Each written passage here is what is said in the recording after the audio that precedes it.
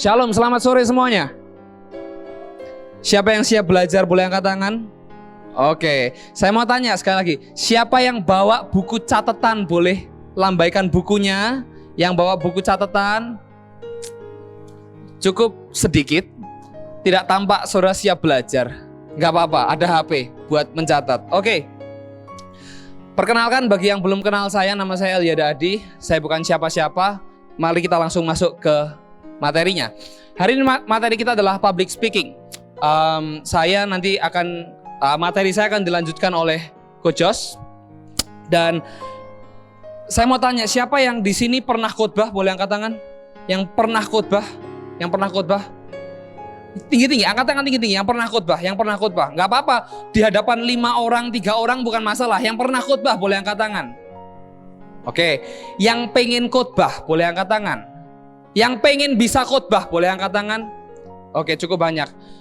Lalu saudara datang ke sini public speaking itu untuk melatih apa? Supaya saudara di sekolah gitu ya? Supaya di sekolah, di perusahaan seperti itu kah? Atau saudara di sini ekspektasinya pengen pinter khotbah? Halo? Halo? Jawab dong. Pengen pinter khotbah atau pengen pinter ngomong? Atau pengen dua-duanya? Dua-duanya. Terima kasih karena materi saya public speaking buat khotbah. Kalau satunya lagi materi saya basi. Nanti materi public speaking akan lebih disampaikan lebih detail oleh Coach Jos, tapi saya pengen ajak setiap kita untuk memahami lebih dalam tentang berkhotbah itu seperti apa. Nah, teman-teman tahu di dalam khotbah yang baik itu ada penyampaian yang baik juga, betul ya? Nah, di balik penyampaian yang baik itu ada persiapan bukan yang baik tetapi yang benar. Nah, saya pengen ajak setiap kita, terutama para anak-anak Tuhan di sini, saya berdoa setiap kita ditaruh kerinduan oleh Tuhan untuk menyampaikan firman Tuhan. Firman Tuhan berkata di Markus pasal yang ke-16, pergi dan jadikanlah, bukan itu di Matius, beritakanlah Injil kepada segala makhluk. Itu yang dikatakan di Markus. Artinya, beritakanlah. Berita itu lewat apa? Lewat mulut ya. Nah, dan janji itu dan perintah tersebut diberikan oleh Tuhan kepada setiap kita. Artinya, sebenarnya tidak ada di antara kita yang tidak disuruh khotbah oleh Tuhan. Setiap kita dipanggil untuk memberitakan Injil oleh Tuhan. Saudara bisa ngomong atau saudara nggak bisa ngomong, mau tidak mau saudara harus bisa memberitakan Injil. Kenapa? Karena itu sebuah perintah.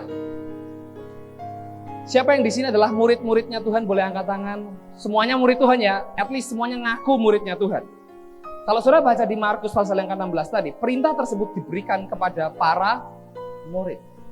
Dan kalau saudara adalah para murid, seharusnya kita menghidupi perintah tersebut. Amin. Nanti saya pengen ajak setiap kita untuk bagaimana kita mempersiapkan khotbah dengan benar, bahkan membaca Alkitab dengan benar. Nanti saya akan masuk ke situ. Tetapi lalu saya akan masuk kepada unsur-unsur khotbah yang baik dan yang benar. Nah, salah satu unsur khotbah yang baik itu adalah Alkitabiah namanya. Saudara tahu Alkitabiah? Alkitab tahu ya? Alkitabiah artinya ini, sesuai dengan Alkitab atau sesuai dengan firman Tuhan. Kenapa? Ya karena yang kita beritakan firman Tuhan. Kalau kita memberitakan firman Tuhan, maka seharusnya sumber dari pemberitaan kita adalah firman Tuhan. Tetapi seringkali kita bahkan gak nyadari dan kita bahkan gak ngerti firman Tuhan itu bicara tentang apa. Dan sebenarnya agak maklum kalau orang-orang zaman sekarang gak paham firman Tuhan itu seperti apa. Kenapa? Karena firman Tuhan itu ditulis lebih dari 2000 tahun yang lalu. Kalau nggak salah, Alkitab firman Tuhan, Kejadian dan teman-temannya 5 kitab pertama itu ditulis sekitar 3600 tahun yang lalu. Sekitar 3600 tahun yang lalu, sebelum Masehi bahkan. Dan ditulis sampai 500 setelah Masehi. Bayangkan, sampai hari ini ada ribuan tahun yang memisahkan kita dari Alkitab sampai hari ini. Tentu apa? Bahasanya berbeda, kulturnya berbeda, segala sesuatunya berbeda. Dan itulah kenapa kalau kita seringkali memahami Alkitab dari zaman sekarang biasanya salah. Saya mau tanya sama saudara, biasanya ya, saudara tahu nggak kenapa di Alkitab di Kidung Agung dikatakan seperti ini? Cinta itu kuat seperti api. Kenapa api itu tidak terhentikan? Padahal kalau kita sekarang ada api, tinggal disiram air, betul ya? Tapi kenapa api itu tidak terhentikan di Alkitab dikatakan? Kalau kita pikir ya gampang, apa susahnya api sih? Sekarang ada mesin alat pemadam kebakaran, betul ya? Apa susahnya api? Api kan terhentikan. Itu kenapa? Karena kita memandangnya dari zaman 2020. Sekarang saya mau tanya, kalau zaman 2000 tahun yang lalu ada kebakaran, berhentiin api pakai apa? Diludahin satu-satu gitu. Ember, nggak ada ember. Mau pakai tempat air gitu. Mau sampai kapan kalau ada kebakaran rumah? Itulah kenapa di zaman itu api tidak terhentikan. Dan Alkitab juga nulis api tidak terhentikan. Tapi kalau kita lihatnya dari sudut pandang 2020, ya api mah sepele, betul ya? Itulah kenapa penting bagi kita untuk ngerti sebenarnya Alkitab ini penuh dengan jembatan, jurang, konteks yang begitu dalam. Tetapi bersyukur Tuhan menaruh setiap kita untuk belajar. Saya percaya Alkitab ada untuk dipahami. Amin. Orang terpintar bisa memahami Alkitab, orang terbodoh juga bisa memahami Alkitab. Kenapa? Karena ada Roh Kudus di dalam kehidupan setiap kita. Amin. Nah, salah satu unsur Alkitab, unsur berkhotbah atau unsur khotbah yang baik adalah Alkitabiah. Artinya gini, penulis Alkitab di dalam firman Tuhan dikatakan firman Tuhan itu diinspirasikan oleh Roh Kudus. Nah, Roh Kudus menginspirasi para penulis, menginspirasi Musa, menginspirasi Daud, Paulus, Petrus, dan semua orang-orang yang lain dengan sebuah maksud. Betul dong? Roh Kudus pasti punya maksud ketika dia menginspirasi orang-orang untuk menulis hal-hal tersebut, betul ya? Nah, yang kita perlu pelajari adalah sebenarnya apa sih maksud Roh Kudus di dalam penulisan hal tersebut? Kadang-kadang kan ketika kita baca, kita paham, tetapi sesuai dengan pengertian kita sendiri. Tetapi belum tentu sesuai dengan maksud Roh Kudus. Nah, yang perlu kita pelajari adalah sebenarnya maksud Roh Kudus itu apa di dalam ayat-ayat yang kita baca. Karena kalau kita ngerti, kita paham maksud Roh Kudus, saya percaya pasti khotbah itu akan menjadi sebuah khotbah yang powerful. Kenapa? Karena sesuai dengan maksudnya Roh Kudus. Semua di sini tahu film Avengers ya? Tahu ya? Saya mau bilang, bagaimana jika Thor itu jahat? Saudara terima nggak? Enggak lah, Thor kok jahat? Thor kan baik, betul ya? Tapi kalau saya bilang Thor itu jahat, kenapa? Karena dia menggal kepalanya Thanos. Saya nontonnya pas bagian itu doang kok. Saudara terima nggak? Nggak terima, makanya nonton sampai akhir, betul kan? Makanya nonton dari awal, dari Infinity War sampai yang terakhir. Kalau saya bilang, Iron Man nggak ikut perangnya, perang terakhir, saudara terima nggak? Saya cuma nonton sampai bagian si Tony Stark-nya nolak Kapten Amerika dan teman-temannya. Saudara nggak terima kan pasti?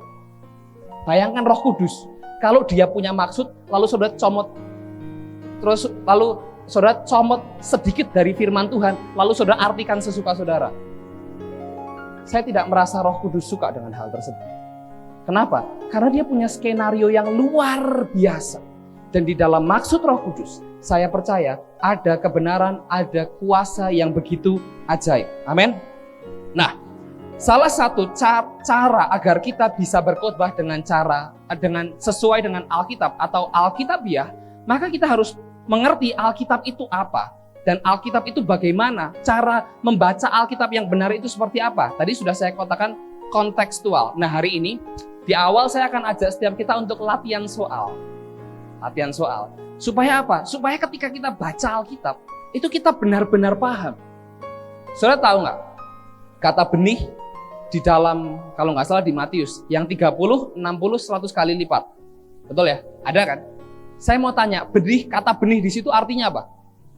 Merujuk kepada apa? Benih merujuk kepada apa? Merujuk kepada firman Tuhan, firman yang dikatakan. Betul ya? Tapi kalau kita lihat, seringkali ayat tersebut digunakan untuk apa? Untuk persembahan. Loh, jelas loh. Itu satu perikop itu satu perikop. Benih adalah firman Tuhan, itu jelas dikatakan di ayat tersebut. Tetapi setelah itu digunakan buat ayat persembahan, supaya persembahannya Banyak. 30, 60, 100. Ada pancingannya kayak investasi. Bagi saya tidak suka. Kenapa? Karena firman Tuhan nggak berkata seperti itu kok. Dan katanya kita adalah pemberita firman Tuhan. Apakah benar Roh Kudus mengajarkan sesuatu yang salah dari firman Tuhan? Saya kasih tahu ya, untuk berkhotbah, kita ini punya tanggung jawab. Tanggung jawabnya sama siapa? Sama Tuhan, bukan sama manusia. Untuk mengkhotbahkan, untuk mengajarkan apa yang Roh Kudus ingin ajarkan. Tapi tenang aja, nanti kalau saudara sudah belajar, saudara lihat orang salah, tenang, tetap rendah hati, santai aja. Gak usah dikatain, oh itu salah, pengkhotbahnya salah, santai aja. Ini buat konsumsi kita pribadi, supaya kita berkhotbah dengan baik dan benar, oke? Jadi tenang, jangan keluar langsung jadi ahli Taurat dan orang-orang Farisi. Tenang aja, tenang, santai ya. Ilmu itu harus membuat kita semakin nunduk, bukan nanduk, oke? Nunduk, semakin rendah hati, bukan semakin sombong, oke? Nah, sekarang saya ingin ajak setiap kita untuk melihat Alkitab secara kontekstual. Ada beberapa pertanyaan yang saudara bisa catat. Coba buka slide pertama. Yang pertama adalah siapa yang mengatakan, lalu apa yang dikatakan, lalu apa yang dimaksudkan, lalu mengapa dia mengatakannya, lalu mengapa dia mengatakannya dengan cara seperti ini, lalu yang terakhir apa yang dia harapkan dari pembaca mula-mula. Kenapa ini penting? Kenapa siapa yang mengatakan itu penting? Loh, saudara pernah nggak? Saudara pernah tahu nggak? Satu kali ada seorang Kristen, dia naruh ayat pencobaan dari iblis kepada Yesus, terus ditaruh di sosial media. Kalau kamu kamu akan kuberkati. Seluruh kerajaan ini kamu akan diberkati. Lalu semua orang Kristen berkata amin, amin, amin, amin, amin. Padahal perkataannya setan. Semua orang Kristen mengaminkan. Lalu dia sedih hari itu. Kenapa orang Kristen tidak benar-benar membaca Alkitab? Nah, makanya penting. Lalu apa yang dikatakan? Lalu gini. Dia mengatakannya kepada siapa? Kenapa? Karena Yesus itu seringkali berkata kepada para murid, kepada 3 murid terdekat, Petrus, Yakobus, Yohanes. Kadang juga dia mengatakan kepada banyak orang. Jadi beda-beda. Ada yang dia katakan kepada banyak orang, ada yang kepada para murid. Beda nggak? Beda dong. Jelas apa yang dikatakan kepada para murid itu jauh lebih berkualitas kepada banyak orang. Yesus tidak pernah menjelaskan perumpamaannya kepada banyak orang, betul? Tetapi Yesus menjelaskan perumpamaannya kepada siapa? Kepada para murid. Dia bahkan sengaja cuma tak kasih perumpamaan supaya apa? Supaya orang-orang tidak paham. Artinya apa? Itu penting. Yesus saja hanya menjelaskan kepada murid. Nah, saudara udah selesai semuanya? Sudah dicatat semuanya? Sekarang saya pengen ajak setiap kita untuk buka satu ayat. Enggak satu ayat sih, banyak ayat. Buka, boleh slide berikutnya. Cobalah baca teks Yohanes pasal yang ke-6, ayat yang ke-25 sampai ayat yang ke-40. Lalu coba untuk bertanya ke 6 hal tersebut tentang ayat ini. Coba nanti saudara jawab satu-satu. Misalnya kayak tadi, siapa yang mengatakan? Oh, para murid atau Yesus atau siapa? Lalu apa yang dikatakan? Lalu apa yang dimaksudkan? Mengapa dia mengatakannya dengan cara seperti ini? Dan apa yang dia harapkan dari pembaca mula-mula? Saya berikan saudara waktu berapa ya? 8 menit untuk baca Yohanes 6 sampai 25 sampai 40, sekalian menjawab itu satu persatu. Oke? Silakan, saya berikan waktu 8 menit untuk saudara menjawab. Oke, dia punya jawaban, teman-teman punya jawaban, saya juga punya jawaban. Saya sudah menyiapkan jawaban saya. Bisa dibukakan? Nah, siapa yang mengatakan? Yesus. Apa yang dia katakan? Makanan yang tidak dapat binasa, yaitu roti hidup. Nah, apa yang dimaksud roti hidup itu apa? Yesus adalah roti hidup itu sendiri. Ayat yang ke-35. Mengapa dia mengatakannya? Dia ingin memperkenalkan pribadinya sebagai roti hidup yang terus memberikan kekuatan, yang memberikan kita sumber kehidupan. Kenapa roti? Nah, ini penting. Kenapa roti? Kenapa nggak pizza? Kenapa nggak rendang? Ayo, kenapa? Karena zaman itu nggak ada rendang, nggak ada burger, nggak ada pizza, adanya roti. Kenapa Yesus tuh pakai roti? Kenapa? Ya karena hari itu makanan utama orang di sana adalah roti. Mengapa dia mengatakannya dengan cara seperti ini? Nah, ini berhubungan dengan ayat pertama sampai 15. Coba baca. Ayat pertama sampai 15 Yesus habis ngapain? Apa? Pertama sampai 15 Yesus habis melakukan apa? Dia habis memberikan makan 5.000 orang pakai apa? Pakai roti. Setelah itu dia pakai roti untuk mengajar kepada para murid. Nah, apa yang dia harapkan dari pembaca mula-mula? Yaitu supaya orang-orang percaya kepadanya dan memperoleh hidup yang kekal. Jadi, saya secara pribadi udah nggak nulis jawab, enggak. Tetapi udah terpaku aja di dalam pikiran. Setiap kali saya baca Alkitab ya, saya cari siapa yang nulis, yang ditulis apa, kenapa dia pakai perumpamaan ini, kenapa nggak pakai perumpamaan yang lain. Saya coba untuk mempertanyakan firman Tuhan supaya apa? Supaya saya ngerti maksud utamanya itu apa, gitu loh. Oke, itu yang pertama. Alkitabiah itu artinya kita membaca Alkitab secara kontekstual. Lalu yang kedua, saya pengen ajak setiap kita belajar untuk menemukan inti teks. Siapa yang pernah gini? Setiap kita pasti punya ayat-ayat favorit, ayat-ayat andalan, atau misalnya kisah-kisah andalan. Tetapi sebenarnya kita nggak tahu ayat itu tuh sebenarnya artinya apa sih? Seringkali kita nggak ngerti. Roma pasal yang ke-8 ayat yang ke-28. Semua orang suka ayat itu, betul ya? Allah turut bekerja dalam segala hal untuk mendatangkan kebaikan bagi mereka yang percaya dan terpanggil sesuai dengan rencananya. Saya aja hafal. Semua orang suka. Saya mau tanya, kebaikan yang dimaksudkan oleh Tuhan itu apa? Allah turut bekerja dalam segala sesuatu untuk mendatangkan kebaikan. Pertanyaan saya, kebaikannya apa? Nggak tertulis di ayat itu, nggak tertulis memang. Tapi kita sukanya ayat itu kan? Kita sukanya ayat itu kan? Lalu kita terjemahkan kebaikan apa? Uang, jadi kaya, jadi ganteng, jadi cantik. Suka-suka kita. Tapi kalau kita baca Roma 8:29, ketahuan kebaikannya itu apa? Yaitu kita menjadi serupa dengan anaknya hari demi hari. Kalau kita mengkhotbahkan sesuatu secara utuh, kita paham, oh intinya ini. Saya percaya Roh Kudus akan bekerja dengan dahsyat di dalam penyampaian kita, di dalam pemberitaan firman kita. Amin. Nah, saya pengen ajak setiap kita untuk menemukan inti teks di dalam firman Tuhan. Ada beberapa tips praktis yang saudara bisa catat. Silahkan.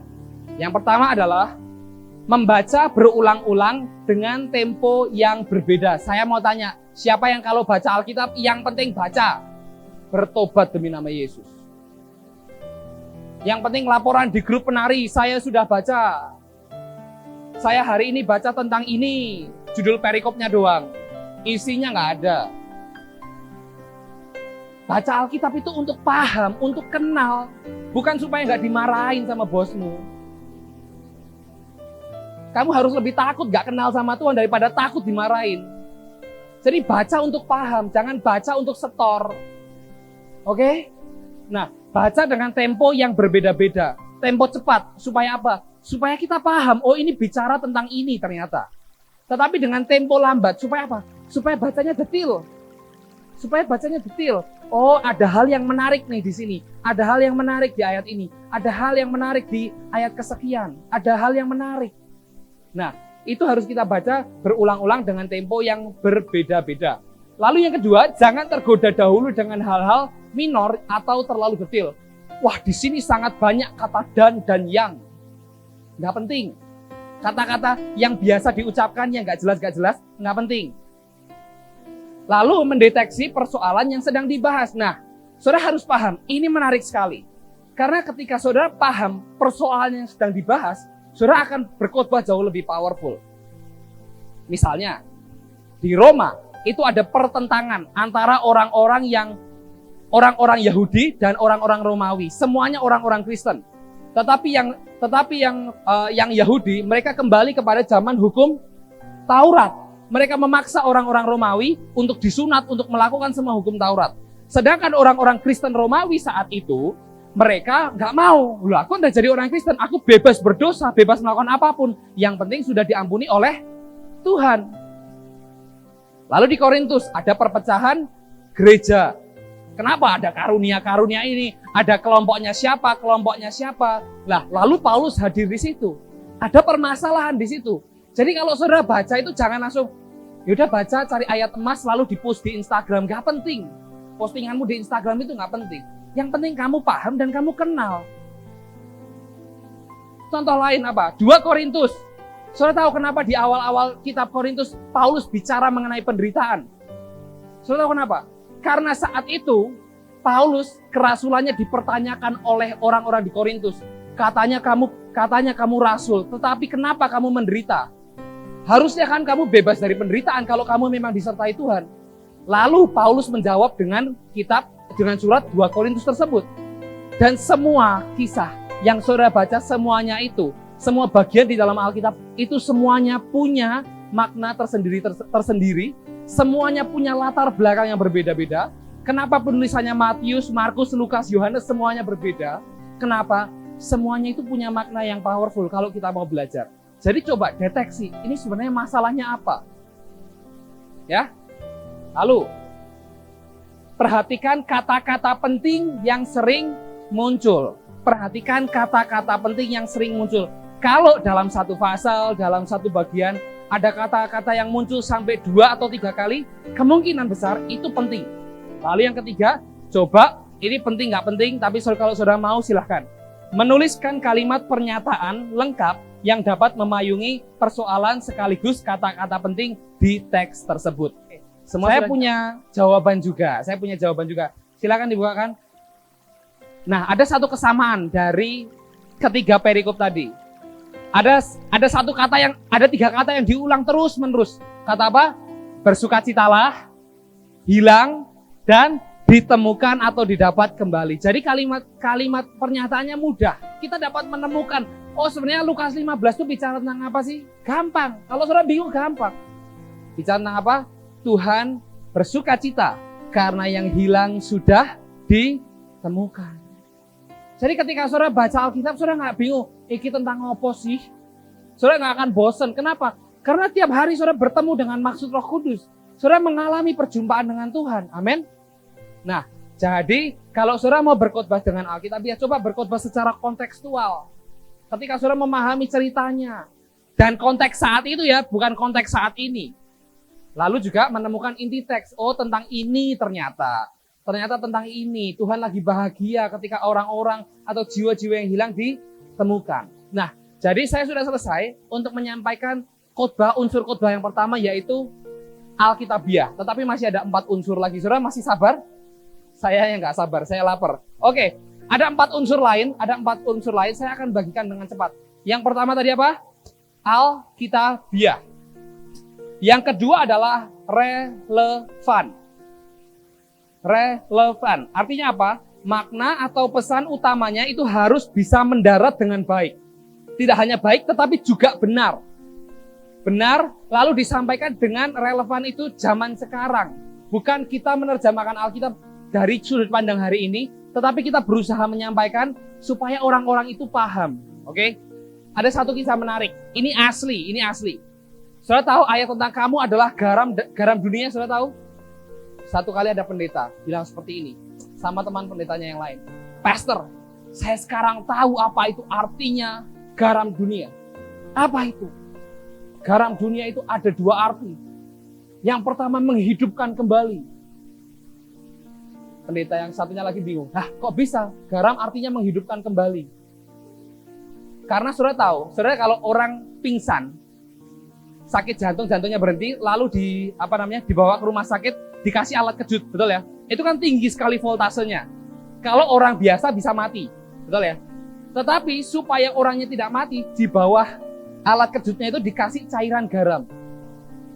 Nah, pendeta yang PD tadi itu berkata, garam itu artinya dapat menghidupkan kembali. Pertanyaan saya, alat kejut itu ada nggak di zamannya Yesus? Nggak ada, ya bukan pasti. Bukan tentang itu.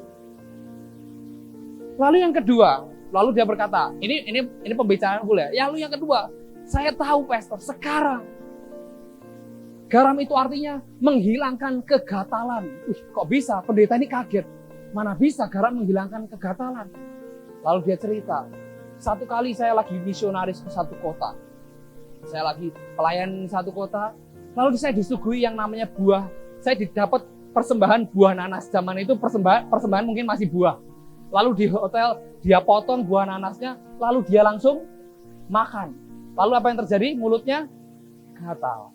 Supaya mulutnya nggak gatal, harusnya nanasnya dia dikasih apa? Dikasih garam. Lalu dia belajar, oh ternyata garam itu artinya menghilangkan kegatalan. Sejak kapan di Israel ada buah nanas? Buah tropis, nggak ada zaman itu. Kalau garam bicara soal mengawetkan, garam bicara soal apa lagi? Yang kita pahami sekarang, mungkin apa lagi? Garam. Alat tukar pada saat itu benar. Tapi kalau kita cocok logi dengan hari ini, mohon maaf, Roh Kudus juga nggak nyambung. Roh Kudus juga kaget, pewahyuan dari mana ini? Pewahyuan Roh Kudus yang mana ini? Perasaan Roh Kudus cuma satu. Roh Kudus juga kaget, jangan-jangan ada Roh Kudus KW. Ya kan? Jadi kita belajar buat memahami teks zaman tersebut. Lalu kita menerjemahkannya ke hari ini.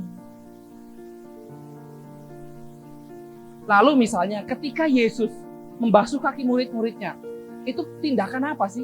Jelas tindakan melayani. Tapi kalau kita memahami konteks zaman itu tuh sangat luar biasa. Kenapa? Karena zaman itu nggak ada manusia pakai sepatu. Nggak ada loh. Nggak ada dong. Pasti semuanya pakai kasut atau sendal. Zaman itu saya mau tanya, ada mall nggak? Ada mobil nggak? Ada tempat bersih nggak? Nggak ada. Semua tempat apa? Kotor, berdebu semuanya. Bisa membayangkan kaki-kaki orang Israel pada zaman itu kering dan kotor semuanya.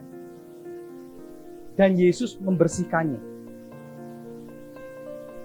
Nah, ketika kita memahami konteks-konteks kayak gitu, kita akan semakin terkagum. Wow, ternyata Tuhan itu begitu luar biasa ya.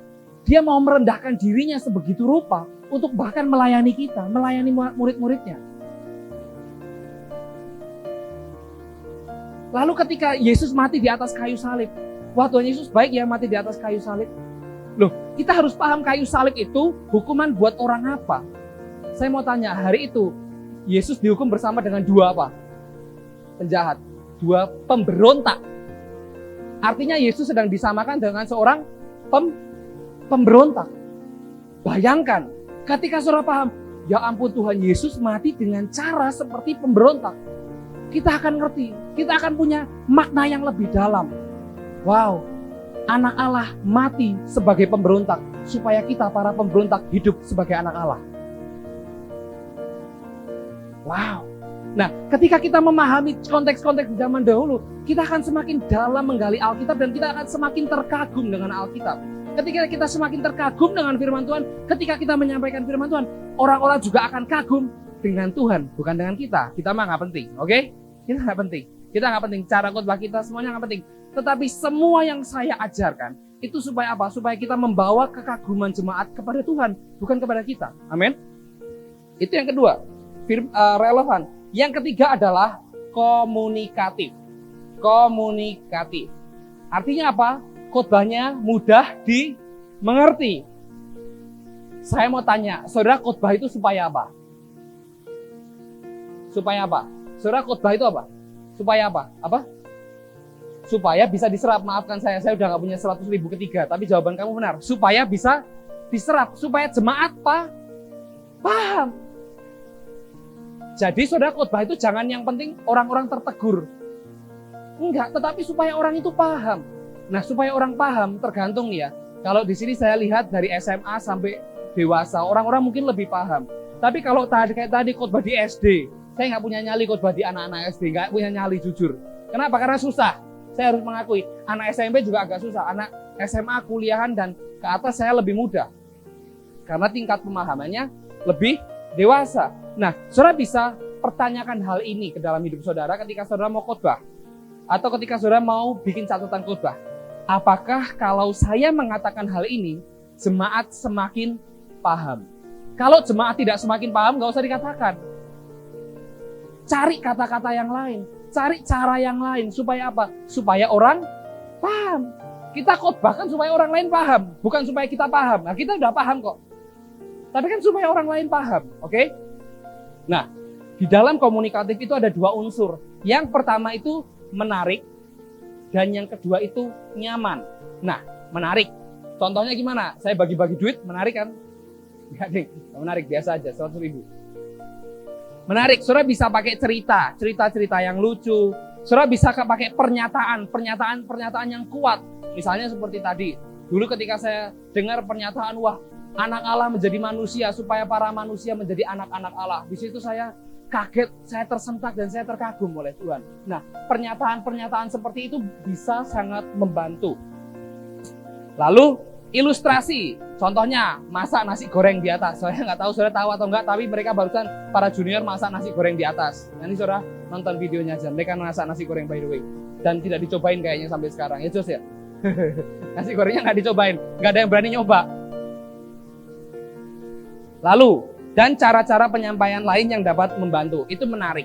Lalu yang kedua, nyaman. Nah, kita itu khotbah membuat orang itu nyaman mendengar, nggak cuma tertegur. Kita itu khotbah supaya orang lain dapat menyerap, dapat paham. Pertanyaannya kalau orang nggak paham, kalau orang nggak nyaman dengerin khotbahnya saudara, mereka akan paham nggak? Nggak paham. Orang khotbah marah-marah, orang khotbah nangis-nangis, sebentar, paham nggak? Nangis 40 menit, sebentar. Orang paham nggak sih yang kamu mau sampaikan? Jangan-jangan kalau kamu khotbah emosional, nangis-nangis, ketawa-ketawa sendiri, orang lain nggak paham. Lah buat apa khotbah? Lah khotbah tujuannya supaya apa? Supaya orang lain paham. Maka dari itu kita harus berusaha untuk membuat orang itu nyaman dengar khotbahnya kita. Gimana caranya? Kita belajar untuk menyampaikan khotbah dengan kerendahan hati, bukan dengan kesombongan, bukan dengan keangkuhan, lalu dengan kata-kata yang persuasif. Jangan, dengarkan khotbah saya, kalau enggak kamu masuk ke neraka. Ngeri banget. Tapi dengan kata-kata yang persuasif, ayo kita belajar sama-sama mengenal Tuhan, mengenal isi hatinya bagi kehidupan kita, supaya kita hidup di dalam rencananya. Nggak ada surga atau neraka, tetapi orang lebih ingin mendengar khotbah-khotbah kita. Amin. Lalu cara yang terakhir adalah berani tampil vulnerable atau rapuh. Nggak harus, saudara, di pengkhotbah itu nggak harus, udah nggak zamannya pengkhotbah itu terlihat sempurna.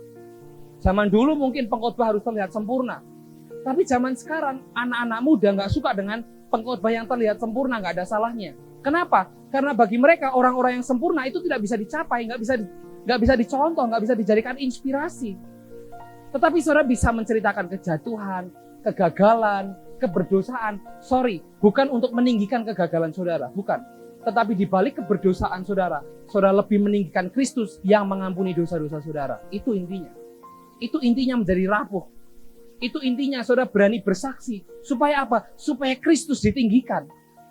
Ketika aku gagal, ketika aku berdosa, Tuhan masih mengasihi aku. Saudara cerita kegagalan saudara, saudara cerita kerapuhan saudara, tetapi Tuhan masih ada bagi saudara. Loh, itu kan artinya saudara meninggikan siapa? Meninggikan Tuhan. Kenapa? Kenapa ini berbahaya? Karena gini, seringkali ketika orang itu mendengar keberdosaan sang pendeta atau sang pembicara, biasanya orang berkata, tuh kan dia masih berdosa, boleh berkhotbah. Saya wajar berdosa. Enggak, kita semua itu tidak ada yang wajar berdosa. Maka dari itu kita harus membenci dosa, itu yang benar. Itulah kenapa kita perlu untuk meninggikan Kristus di balik semua kesaksian kita. Supaya apa? Supaya orang mau hidup bagi kemuliaan Tuhan. Amin. Lalu yang keempat, autentik. Jadilah dirimu sendiri. Gak usah niru-niru gaya khotbahnya orang, gaya doanya orang. Dulu saya peniru dan pembelajar. Lebih tepatnya, saya pelajari. Gak apa-apa, saudara belajar. Saudara, saya mau tanya pengkhotbah favoritnya saudara siapa? Coba pengkhotbah favoritmu siapa? Gilbert? Lumayan dong, khotbah terakhir yang kamu dengar tentang dia apa? Ayo, bro.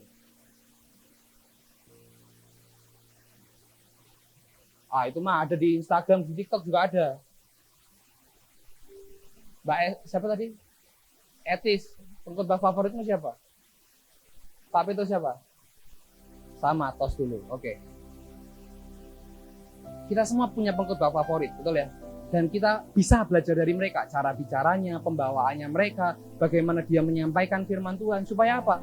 Ya supaya gini, kalau dia kita sukai, artinya khotbahnya bagus ya. Nah, artinya kita bisa ATM, amati, tiru, modifikasi. Saya juga dulu suka banyak pengkhotbah. Pak Petrus Agung, Benny Hinn saya suka, Bill Johnson saya suka, banyak pendeta yang saya sukai. Tapi kan saya nggak menjadi seperti mereka. Dan nggak penting untuk menjadi seperti mereka. Saudara bisa jadi diri saudara sendiri. Saya punya satu kutipan yang saya sangat suka. Tuhan nggak mencari orang keduanya siapa. Tuhan nggak mencari Eliada Adi kedua, enggak. Tuhan mencari siapa? Jadi yang pertama.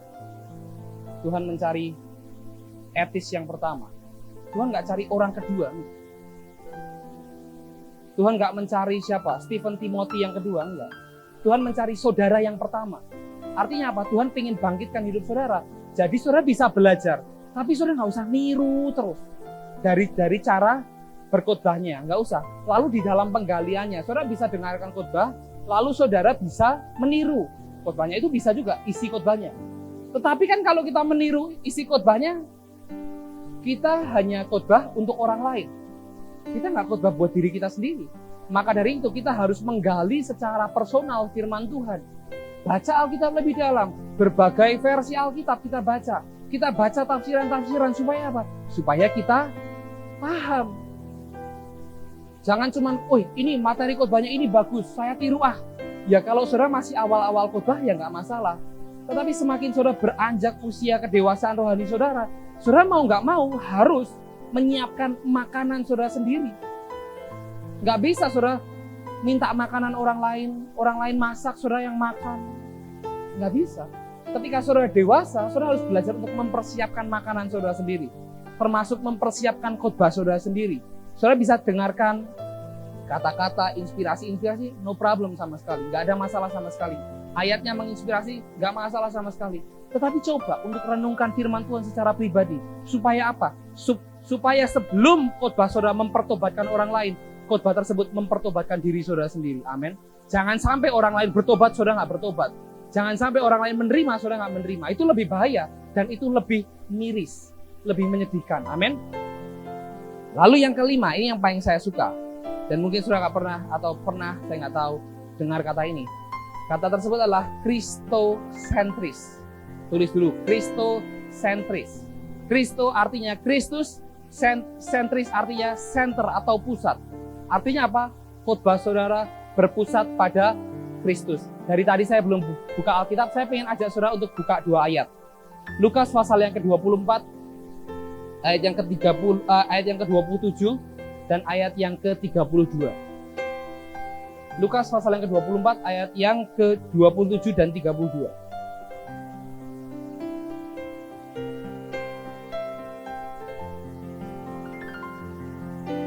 Sudah dapat semuanya? Lukas 24 ayat 27. Yang sudah katakan haleluya. Kita baca sama-sama ayat yang ke-27. Siap? 3, 4. Lalu ia menjelaskan kepada mereka apa yang tertulis tentang dia dalam seluruh kitab suci, mulai dari kitab-kitab Musa dan segala kitab nabi-nabi. Lalu ianya siapa? Ianya siapa? Ianya Yesus. Lalu Yesus menjelaskan kepada mereka apa yang tertulis tentang dia. Dianya siapa? Yesus. Yesus menjelaskan tentang Yesus yang ada di apa? Yang ada dalam seluruh kitab suci. Artinya apa? Dari Kejadian sampai Wahyu. Itu tokoh utamanya satu. Siapa? Yesus, bukan diri kita. Kita nggak penting. Jangan taruh Alkitab, jangan taruh dirimu terlalu dalam di dalam Alkitab. We are not important. Kita nggak sepenting itu, coy. Dalam Alkitab, tentang aja. Kita ini cuman objek dari penyelamatnya. Tokoh utama firman Tuhan itu penyelamatnya, yaitu Yesus Kristus. Amin. Mulai dari kitab-kitab Musa, Kejadian, Keluaran, Imamat, Bilangan, Ulangan, sampai segala kitab nabi-nabi, Yeremia, Yesaya, Yeskiel, dan lain-lain. Semuanya, kenapa baru sampai situ? Ya karena pada waktu itu belum ada perjanjian baru, betul ya? Belum ada perjanjian baru waktu ditulis ini. Tapi baru dari Kejadian sampai Maleakhi. Semuanya bicara tentang siapa? Bicara tentang Yesus. Saya mau tanya, saudara pernah baca nama Yesus di dalam perjanjian lama? Never. Gak pernah sekalipun disebutkan nama Yesus di perjanjian lama.